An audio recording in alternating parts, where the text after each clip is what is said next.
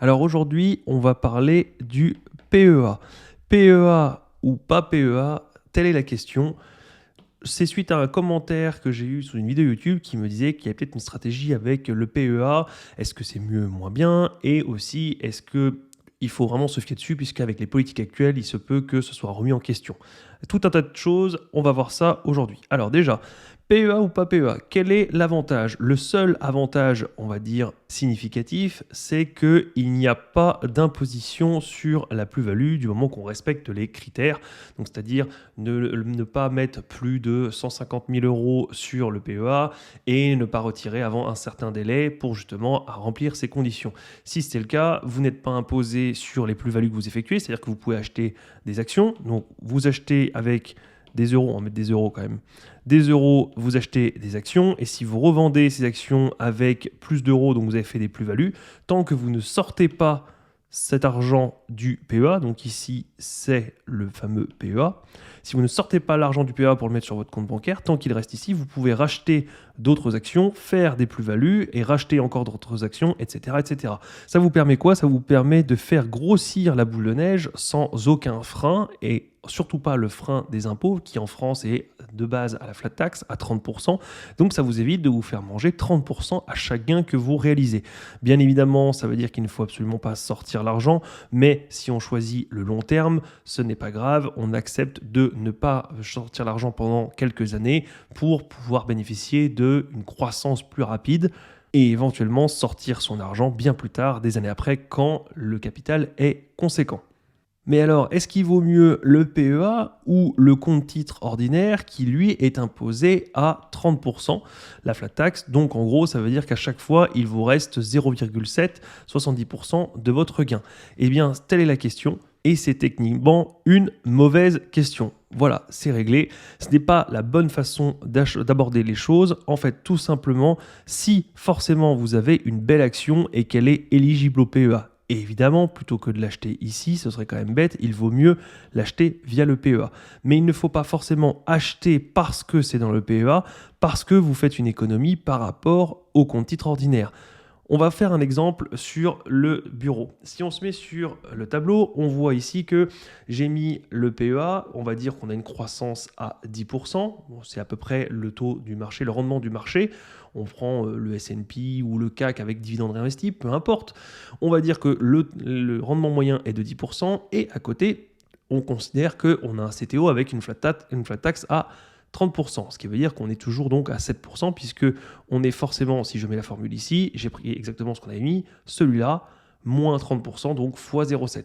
Évidemment, quand on calcule comme ça, on se dit, bah oui, mais du coup, forcément, on revient qu'on se fait manger à chaque fois et qu'à la fin, on arrive à, par exemple, 50 000 contre 31 000 et l'écart se creuse de plus en plus, tout simplement parce qu'ici, on compose à 10%, ici, on fait des intérêts composés à 7% et forcément, ça change à chaque année, on perd un petit peu, on érode à chaque fois.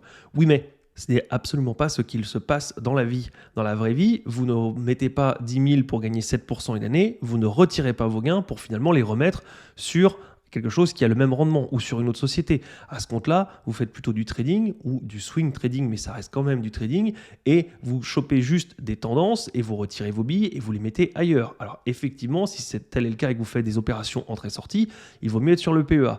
Mais si déjà vous ne retirez pas l'argent, que vous ne retirez pas les gains, vous n'êtes pas imposé, vous n'avez pas la flat tax à 30%, puisque si vous laissez courir vos gains et que vous êtes imposé seulement ici, c'est seulement cette année-là que vous aurez une imposition. Donc ça veut dire que ici, on remet par exemple 10%, on laisse les 10%, donc on a effectivement la même ligne, et seulement ici, quand on sortira, eh bien, on aura forcément cette cellule-là, on sera égal, et ici, si je mets égal, je mets cette cellule-là fois 0,7. Et c'est seulement à ce moment précis que l'argent est perdu. Oui, en effet. Mais on considère aussi que c'est seulement si jamais le rendement est de 10%. On le sait, d'une manière générale, sur les 15-20 dernières années, c'est plutôt faux avant, mais sur les 15-20 dernières années, quand on est par exemple aux États-Unis, donc sur le compte titre ordinaire, on a plutôt des rendements qui sont un tout petit peu plus élevés que ce qu'il y a en France et plus largement en Europe. En Europe, on est plutôt aux alentours du 8% et encore, souvent c'est plutôt du 7%, mais admettons, on est plutôt à 8%. Et là, aux États-Unis, on est plutôt à 10,5 en moyenne. Si on admet qu'on est plutôt sur la moyenne du marché, si on achetait du coup, on va dire un CAC 40 classique et un S&P classique, on aurait sur de nombreuses années, on aurait ici, on ne touche pas, on touche toujours la même performance, et au bout d'un moment, au bout de plusieurs années, ici, on arrive à 0,7. On tombe pile poil sur le même chiffre, et on voit bien que du coup, au bout de 16 ans, c'est un coup de chance énorme parce que je comptais tirer la ligne pour montrer à partir de combien de temps, mais à partir de 16 ans, ça ne change absolument rien de détenir sur du PEA avec quelque chose qui est un petit peu moins véloce et ou sur du compte titre qui est un petit peu plus véloce mais où on se fera taxer à la fin. On voit bien qu'on gagne le même argent et donc on suppose que forcément si on tirait la ligne, à partir de 16 ans, on deviendrait plus rentable puisque comme on composerait à 10,5% chaque année au lieu de 8, l'écart se creuserait en faveur du compte titre ordinaire. Vous pouvez donc en déduire qu'à partir de 16 ans, donc si vous avez un horizon de temps plus long que 16 ans, vous vous en fichez d'être imposé à 30%. Là, encore une fois, je parle d'un CAC 40 versus par exemple un S&P. Je ne parle pas du tout d'une super entreprise ici qui aurait du 20%, qui serait éligible au PEA, qui serait du coup détaxée. Évidemment, si vous avez du 20% de rendement contre du 10,5, il n'y a pas à choisir. Si en plus vous n'avez pas d'impôt à payer, foncez là-dessus. Mais on voit à peu près ici qu'à partir de 2,5% d'écart, vous avez là, au bout de 16 ans. Il faudrait faire le même exercice. Si vous avez le choix entre, par exemple, une GAFAM et qu'elle promet du 14% par an parce que vous avez estimé avec les analystes, avec votre propre analyse, ou même la société en elle-même propose du 14%, il faut faire juste le même exercice, c'est-à-dire que ici, vous faites la même chose, vous tirez comme ça, c'est-à-dire qu'en fait, ici, la ligne ici, c'est la ligne de gauche fois 0,7. Et donc, si je fais échappe, vous vous retrouvez ici à vous dire, voilà, à partir de 38 000, donc ce que j'aurais eu ici à 8% dans un PEA au bout de 16 ans, je peux l'avoir ici au bout de 13 ans. Au bout de 13 ans, si l'entreprise fait du 14%. Et c'est comme ça qu'il faut réagir. Et donc, si je reviens sur mes petits dessins, on se rend compte que du coup, ce n'est absolument pas la question de lequel est le meilleur, mais plutôt si j'ai un rendement ici de 12, 14, 16%, est-ce qu'il vaut mieux le mettre ici sur cette entreprise à 12%, l'entreprise A, mettons, plutôt que l'entreprise B ici qui m'offre du 10,2%. C'est là la question qu'il faut se poser. Et forcément, il faut considérer que les deux sont équivalentes, c'est-à-dire que vous considérez qu'elles sont toutes les deux très sûres, puisque si celle-ci, elle n'est absolument pas sûre et que vous avez une chance sur 100 de réaliser ce gain, alors que là, c'est par exemple une GAFAM et que c'est sûr et que tout le monde l'analyse et qu'on a un degré de certitude très très élevé, on va dire qu'on a une note de 19 sur 20 sur la certitude de cette société à délivrer dans les années futures, et puis que là, on est plutôt à du 2 sur 20, forcément, la question ne se pose pas. On est là dans le cas où on serait vraiment à un 19 sur 20 ici et un 19 sur 20 là. Donc, la sûreté des deux entreprises est au même niveau. Et le rendement ici et le rendement là, et c'est à comparer, et vous faites exactement ce que j'ai fait sur le tableur. Au bout de combien d'années vous êtes mieux éligible, enfin vous êtes mieux si vous êtes sur le PEA. Si c'est au bout de 24 ans parce que l'écart est tellement minime, c'est à vous de voir s'il vaut mieux être 24 ans sur cette société-là pour battre enfin la croissance, ou si par exemple ça donne plutôt 6 ans et que vous préférez être sur le PEA pour 6 ans. C'est exactement comme ça qu'il faut réagir. Il ne faut pas du tout se dire est-ce que l'un est mieux que l'autre, puisque c'est une question qui ne peut être que sans réponse, puisque ça dépend de tout un tas de choses. Ça dépend de l'horizon de temps, ça dépend de l'entreprise, ça dépend de votre stratégie d'investissement, si vous êtes plutôt en faveur de l'Europe avec les stratégies économiques, géopolitiques, si vous pensez plutôt que c'est les États-Unis parce qu'ils sont leaders sur la bourse depuis 20, 30, 40 ans et que c'est eux qui vont continuer, ou au contraire, si vous pensez que le vent va tourner et que maintenant ça va plutôt revenir en Europe, forcément, rien que ça, là, ça change absolument tout sur où est-ce que vous vous placez. Et ensuite, vous venez mettre le rendement par-dessus en disant, par exemple, si je caricature, je grossis le trait, mais si vous avez du 2% de croissance non imposée contre du 15% de croissance annualisée imposée, forcément, vous allez sur celui-là immédiatement. On va dire à degré de certitude identique, vous vous retrouvez forcément, vous allez à 15%, puisque à 15% d'intérêt composé, dans 10 ans, ça va être énormissime, alors qu'à 2%, vous n'abattez même pas l'inflation, vous gardez la valeur pendant 10 ans. Et si on prend le même exercice dans l'autre sens, c'est-à-dire que si on se met ici à 2% contre ici à 15%, même déjà sans impôt, sans rien, et évidemment, à degré de certitude équivalent, il valait mieux aller là-dessus. Et en plus, si vous vous faites imposer à 30%, donc vous multipliez par 0,7 à la fin, à la toute fin, quand vous retirez votre argent, alors on voit bien que, évidemment, il vaut mieux foncer vers ici. Et donc toute la question où tout à l'heure on disait que c'était évident que c'était le camp de droite qui gagnait et que là c'est le camp de gauche, le camp du PEA, on se retrouve à se dire que oui, mais à partir de quand, à partir de quel pourcentage de rendement ici, ça vaut le coup, et à partir de quel pourcentage de rendement il vaut mieux être de l'autre côté. Et c'est ça la vraie question. C'est pas est-ce que PEA ou SCTO, est-ce que c'est pas appartement ou maison, crédit bancaire ou non, Ferrari ou Twingo, ça dépend toujours du contexte. Si vous êtes plutôt pour essayer de faire des économies, eh bien Twingo. Si vous êtes plutôt là pour la sportivité, eh bien plutôt Ferrari. Si vous êtes plutôt pour vivre en ville, eh bien appartement. Si vous êtes plutôt pour avoir de l'espace autour de vous et avoir un potager, eh bien plutôt maison, etc., etc.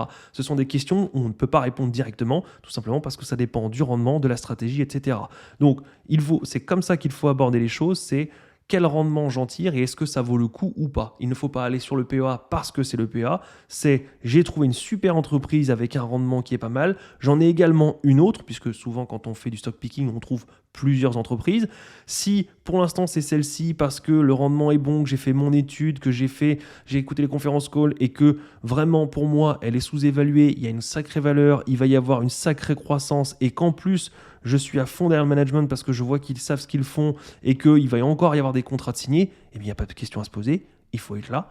Et si dans un second temps vous évaluez une autre entreprise ici qui a aussi un bon rendement mais vous êtes un peu moins sûr et puis le management n'a pas l'air de savoir ce qu'il fait, il ne faut pas se poser de questions.